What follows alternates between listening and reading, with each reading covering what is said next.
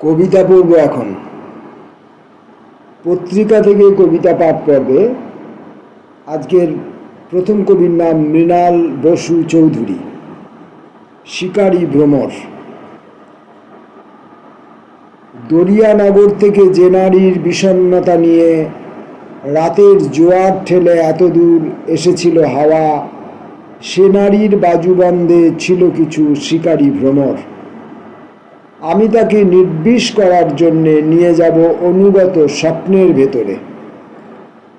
অভিমান অহংকার শব্দ দুটি সমার্থক ভেবে যে কিশোর তোমায় ছোঁবার আগে ঘুমিয়ে পড়েছে, আমি তাকে জ্যোৎস্নায় উদাসীন তানপুরা বাজাতে শেখাব। যেসব সম্পর্ক সেতু ভেঙে দিয়ে ছুটে যায় অশ্বমেধ ঘোড়া, সেই সব সেতুর দুপাশ থেকে গন্ধরাজ ফুল নিয়ে রেখে দেব তোমাদের গুপ্ত জলাধারে। যখনই প্রলয় আসে চরাচরে, তখনই যে গান বেজে ওঠে, আমি তার শব্দ সুর গায়ে মেখে তন্ময় ভ্রমণে যাব। উন্মত্ত নদীর পাশে বেড়াতে বেড়াতে খুঁজে নেব অন্তিম বিনাশ। পরের কবির নাম অরুণ কুমার চক্রবর্তী। অরুণ কুমার চক্রবর্তীর প্রথম কবিতাটির নাম এই প্রজন্ম কথা, 2010। আমাদের আজ এ কোথায় রেখে যাচ্ছেন পিতা ঠাকুর? আমাদের চারপাশে দলতন্ত্রের প্রগাঢ় হাতছানি, লোভ আর অস্তিত্ব রক্ষার কঠিন চাবিকাঠি। আমাকে তোমাকে সারা দিন রাত অনুসরণ করছে শিবিরের লোক। দৃশ্য বা অদৃশ্য হাতে শোভা পাচ্ছে মোহনীয় নানান জাতের ছিপ। টোপের উৎস থেকে উড়ে আসছে কস্তুরীর মায়াবী জাল, ফাঁদ মানুষ ধরার মায়াবী কৌশল। আজ আমাদের মগজ আর আমাদের নয়।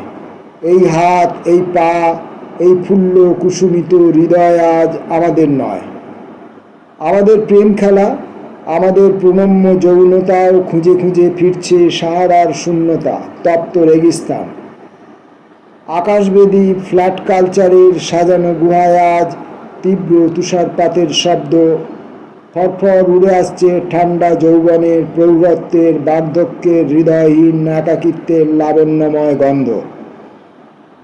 হে আমাদের প্রিয় পিতা ঠাকুর, মাতা ঠাকুরানী, ও মা, ও বাবা, dear dad, dear mom, dear pa, dear mummy, আমরা কি ইনভেস্টমেন্ট?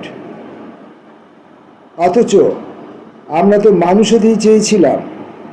আজ আইনক্স, বিগ বাজার বা শপিং মলের সুসজ্জিত যে কোনো উজ্জ্বল সম্ভারের সঙ্গে আমাদের কোনো তফাৎ দেখছি না। কেন? ওপরে গণতন্ত্রের সোনালি রূপলি মোড়ক, আর তলে তলে দলতন্ত্রের সুতীব্র অধিষ্ঠান। তবে কি সবাইকে এই পার্টির সদস্য করে ছাড়বে? মানুষ রাখবে না? ডিয়ার ড্যাড, ডিয়ার মম, আমাদের শেকড় চিনিয়ে দাও। আমরা তো মানুষই হতে চেয়েছিলাম, প্রকৃত ভারতবর্ষের মানুষ, আমাদের প্রিয় পৃথিবীর মানুষ।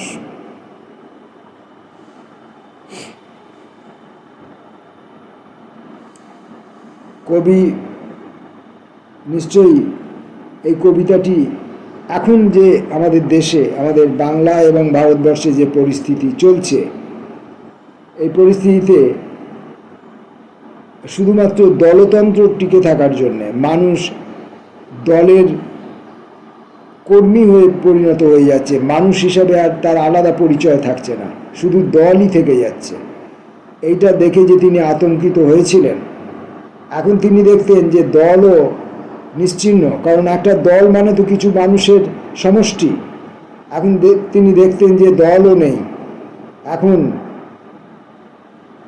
পুঁজির অধীনে চলে যাচ্ছে সমস্ত কিছু। পুঁজি সব কিছু গ্রাস করে নিচ্ছে এবং কতগুলি দৈত্য দানব আমাদের সম্মুখে পুঁজির হয়ে আমাদেরকে অত্যাচার করবার দায়িত্ব নিজেদের কাঁধে তুলে নিয়েছে। পরের কবিতাটি অরুণ কুমার চক্রবর্তীর পরের কবিতাটি পাখি, বাউল কবিতা, লেখা আছে ব্র্যাকেটের মধ্যে। অমন, পাখি ধর, পাখি ধর, পাখি ধর মন, পাখি আপন, পাখি স্বজন, পাখি রসের বৃন্দাবন। অমন, পাখি ধর মন, পাখির পালক নাই, ডানা নাই, পাখির ওমে দিন বিতাই। অ পাখি তুয়ার খবর কুথাকে পাই, জানে নাই পুরা মন, পাখি ধর মন। অপাখির চাল নাই, চুলা নাই, বুকের খাঁচায় বসত ঠাই, অপাখি তুয়ার লেগে ছটফটাই।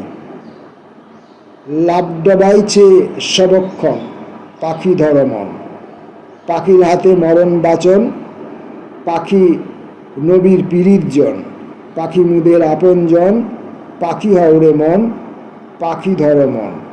এটি বাউল কবিতা লেখা আছে, অর্থাৎ এটি গান হিসাবে গীত হবে। আর আমি ঠিকমতো করে হয়তো পড়তেও পারলাম না, হয়তো কেন ঠিকমতো করে পড়তে পারিনি। এগুলো পড়তে গেলে বিশেষ এক ধরনের শিক্ষার দরকার, যা আমার নেই। পরের কবিতাটিও বিশ্বায়নের গাড়ি, বাউল কবিতা, অর্থাৎ এটিও গানের জন্য লেখা। যার গান আছে, যার সুর আছে, যার তাল আছে, যার ছন্দ আছে, তেমন ব্যক্তি এগুলোকে গান হিসাবে পরিবেশন করতে পারবেন আপনাদের জন্য। এখন আপাতত রসহীন, মধুরতাহীন আমার কাছ থেকে এই শুধু উচ্চারণটুকুই শুনুন। মানুষজনে হইলা হাবা বিশ্বায়নের থাবাতে, খেপা তুই ঘাস রেধে খা ডাবাতে।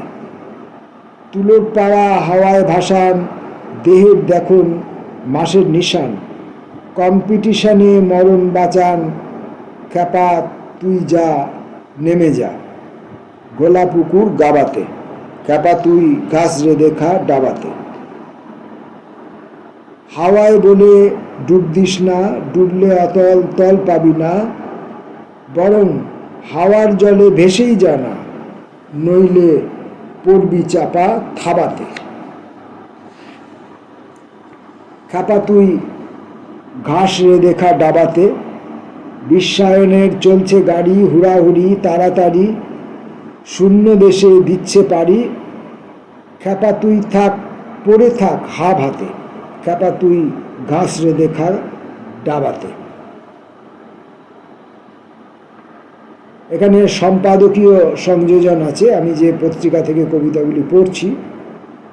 বাউল কবিতা দুটি বাউল ছাড়া অন্য কেউ গাইতে গেলে অবশ্যই লেখকের অনুমতি লাগবে। বাউল ছাড়া অন্য কেউ গাইতে গেলে, অর্থাৎ যে কোনো বাউল শিল্পী তিনি গাইতে পারবেন, এই অনুমতি দেওয়াই আছে। কিন্তু কোনো আধুনিক ছলাকলা কোনো গীতিকার, যিনি গীতিকার নয়, সঙ্গীত পরিবেশক, গায়ক, তিনি গাইতে গেলে লেখকের অনুমতি লাগবে। কে কার অনুমতি নেয়? আমরা আর একজন কবির কবিতা পড়ে আপাতত এই পাঠ পর্ব শেষ করব। হাবিবুল্লাহ সিরাজি কবির নাম, হাবিবুল্লাহ সিরাজি। কবির দুটো কবিতা আছে, পথ ও রাস্তার লিফলেট। 50 পথ ফর্সা, একদিন মুঠো ঘাস ছিল, দাড়িওয়ালা সাহেবও জুতো পায়ে বেশ হেঁটেছেন।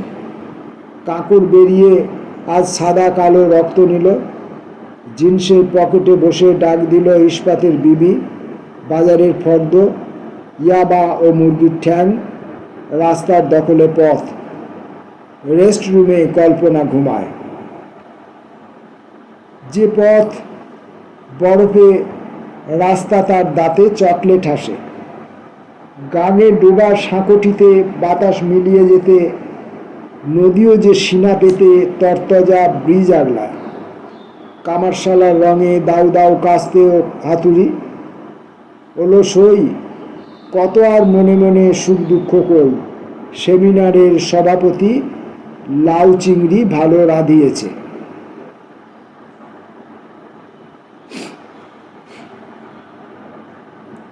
পরের কবিতাটি, নৌকা ফুর্তি কিংবা চুলকো চুলকি।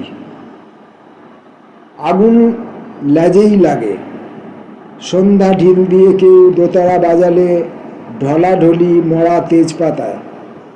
যেন এক্স, যেন এক্স, যেন এক্স। কত সন্ধি লাল গর্তে, এক লহমায় আধফোটা ভাতে, গন্ধ ছোটে পূবের গলুই আর পশ্চিমের পালে। আহারে পড়শির জলকল বেজায় উতলা, বাদরের বন পড়ে হাছনের নৌকো ফুর্তি অতল সায়রে। বুড়ো বিড়ালের ঘুম, নোনা ধরা ব্যাংকে জমা পড়লে এটিএম অচল, চেরাপুঞ্জি ফাঁক পেয়ে কমিনিট কাঁদে। ভাঙা সেতু আর ঘষা কাজ কি আহ্লাদ কম্পিউটারে, ছাপ মারে এপার ওপার ও মাস্টার ইউটিউবে কি খোলাও।